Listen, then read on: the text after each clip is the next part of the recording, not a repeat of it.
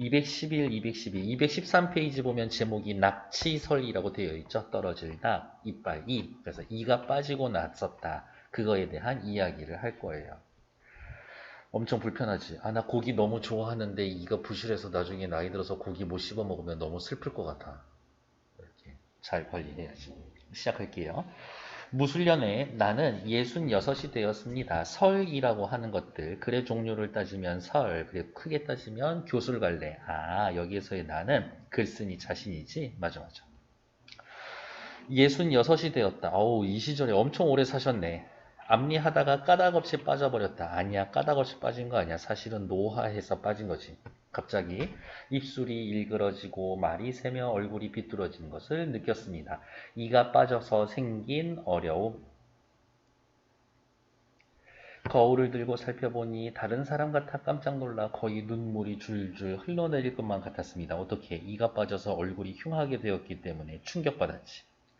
하지만 다시금 곰곰이 성찰했습니다. 어머, 다시금 곰곰이 이빨이 빠진다라고 하는 어떻게 보면 사소한 일인데 이 사소한 일에서부터 그렇지 이러한 현상이 벌어졌을 때 그러한 성찰을 하는 것 아, 이게 바로 설이라고 하는 갈래의 특성이지 라는 것 확인해 놓으면 됩니다.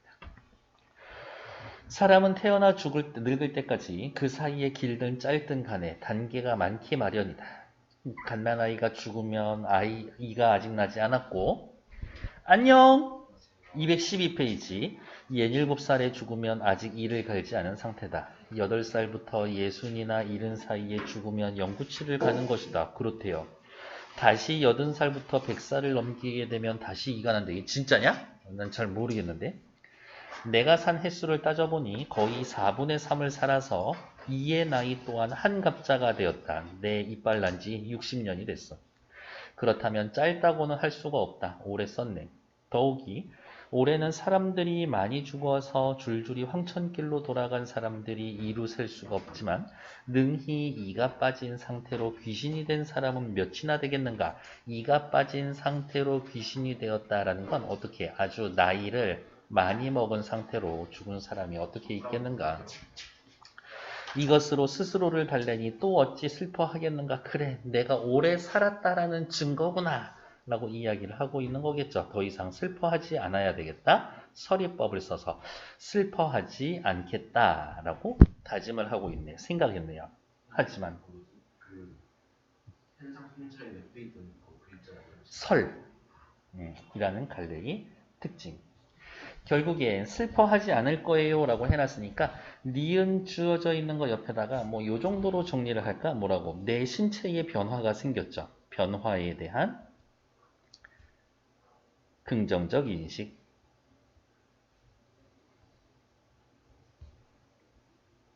안녕! 하지만 슬퍼할 만한 점이 없지는 않다. 슬프긴 슬퍼. 사람이 체력을 기르기 위해 기대는 것 중 음식만 한 것이 없고 그렇지 고기 먹어야 힘쓰는겨. 음식을 먹으려면 이가 필요하다. 하루아침에 이가 빠지거나 맞물린 이가 부러지면 국물이 새고 밥조차 딱딱하다.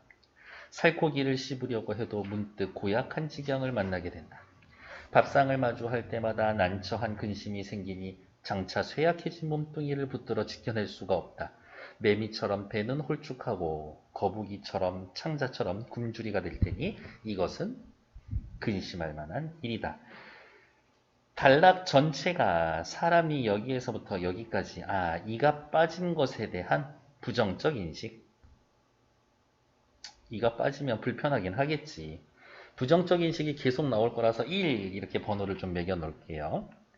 그런데도 오히려 입과 배에 관한 일은 미뤄둘 수가 있다라고 말한다. 그러니까 어떻게 먹고 사는 일에 대한 일은 미뤄둘 수가 있어. 그리고 나머지 더 중요한 일을 하면 되지. 나는 어려서부터 글을 소리내어 읽는 것을 좋아했는데 책 중에는 아직 소리내어 읽어보지 못한 것이 적지 않다. 큰일 났네. 소리내서 책 읽어봐야 되는데. 그저 만년의 광경으로 내과음 덕에서 새벽부터 저녁까지 소리내어 책을 읽으면서 공부를 마치기를 그려보며 밤중에 등불로 길을 비추듯 그 근원을 잃고 헤매지 않기만을 바랬었다. 글 공부하면서 열심히 살고 싶었었지. 디귿은 내가 꿈꿔왔었던, 내가 바라던 삶의 모습. 내가 말하던 삶의 모습. 근데 이제 이게 가능해졌나? 불가능해졌어. 이제 한 차례 입을 벌리면 그 소리가 깨진 종과 같다. 어떻게? 내가 어디가 있냐? 글을 소리내어 읽는 것을 좋아했는데 이제 그것이 내 마음대로 되지 않습니다. 이 이야기를 하고 싶은 거네. 빠르고 느림에 가락이 없고 맑고 탁함에 조화가 어긋나 칠음을 구분하지 못하고 팔풍을 알지 못합니다. 팔풍 옆에 뭐 나와 있어요? 악기에서 나는 소리 리듬을 탈 수가 없어요. 음이 무너져 버렸어요.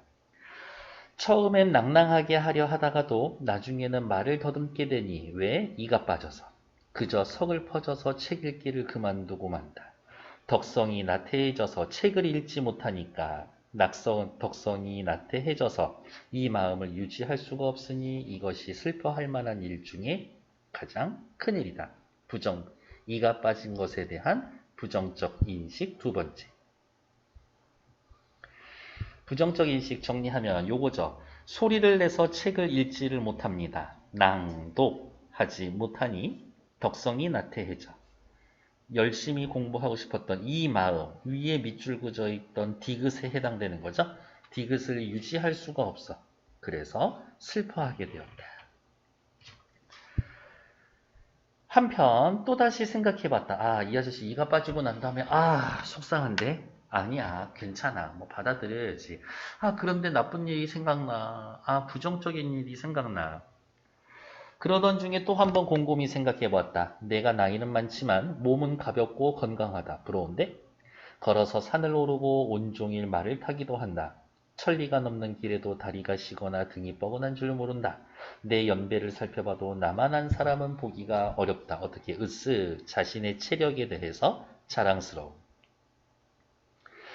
이 때문에 잠옷 혼자 기분이 좋아졌다. 혼자 즐거워하다 보니 쇠약해진 것을 까맣게 잊고 아직도 젊었다라고 생각하고 있다.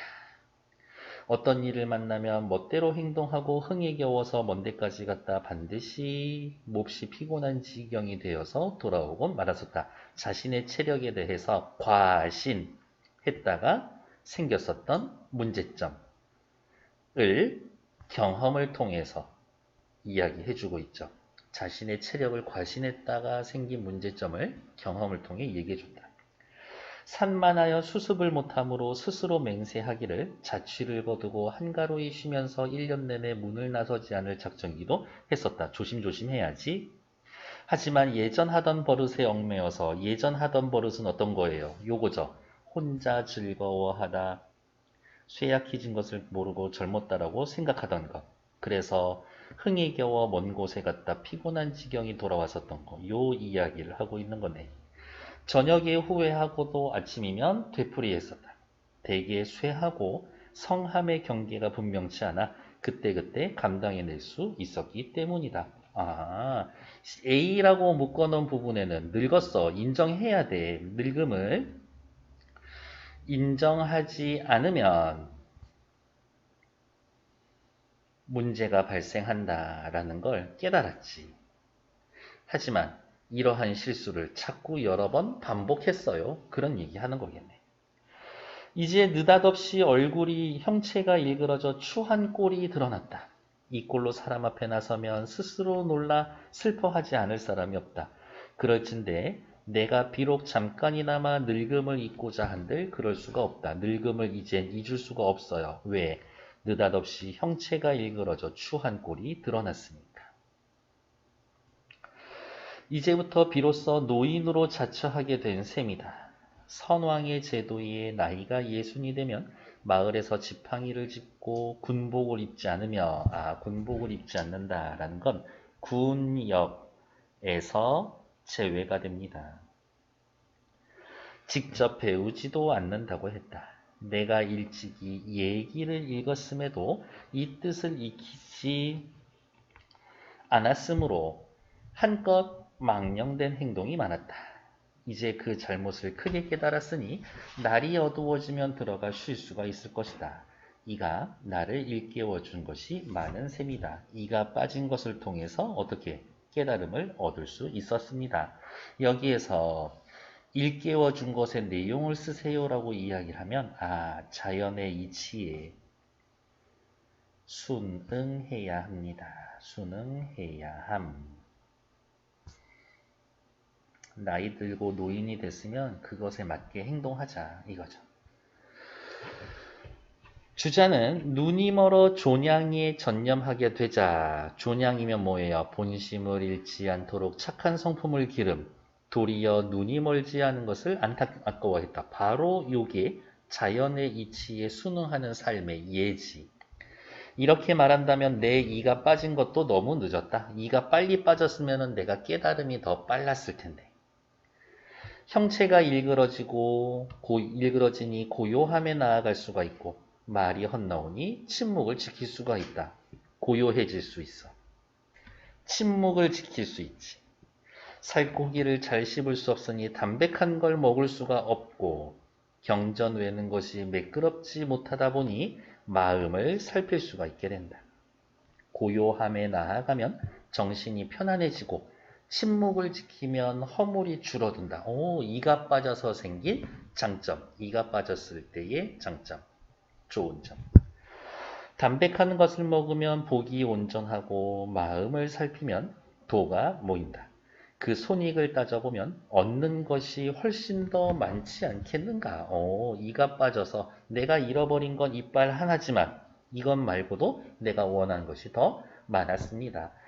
여기 방금 읽은 단락의 내용은 뭐예요? 이가 빠졌어? 인정해. 변화를 인정했을 때. 변화를 인정했을 때에 내가 얻을 수 있는 이익, 장점. 대개 늦음을 잊는 자는 망령되고 늙음을 탄식하는 자는 천하다. 그러니까 나는 늙음을 잊지 않겠다. 늙음을 탄식하지 않겠다. 망령되지도 천하지도 않아야 늙음의 편안이 된다. 편안히 여긴다라는 말은 쉬면서 자적한다라는 것이다. 쉬면서 자적한다. 편안히 여긴다. 동그라미와 세모 표시된 것들 둘이 서로 대조되어 있죠. 세모 표시 부정적인 거, 밑에 긍정적인 거. 기쁘게 화평함에 처하고 성대하게 조화래에 올라타 형상의 밖에서 논일며 요절과 장수를 마음으로 따지 않으니 천리를 즐겨 근심하지 않는 사람에 가깝다. 이가 빠지는 거를 받아들이고 보니 천리를 즐겨 근심하지 않는 사람이 되었습니다. 됐을까요? 밑에 나와 있는 1, 2, 3번 3분들이지만 한 2분 몇 초 정도에 정리할 거예요. 시작! 저는 지문 틀어놓고 확인할게요. 앞으로 쭉 오셔서 기억. 갑자기 얼굴이 일그러져 말이 새고 얼굴이 비뚤어지는 것을 느꼈어. 1에 1번. 변화에 대한 글쓴이가 생각한 문제. 그렇지. 저는 어려움이라고 생각했지만 글쓴이는 이게 문제점이라고 이야기할 수 있죠? 1번 오케이. 니은. 이것이 어찌 스스로를 달래니 또 어찌 슬퍼하겠는가. 라면서 서리법을 써서 슬퍼할 일이 아니다라고 강조해 주는 거지.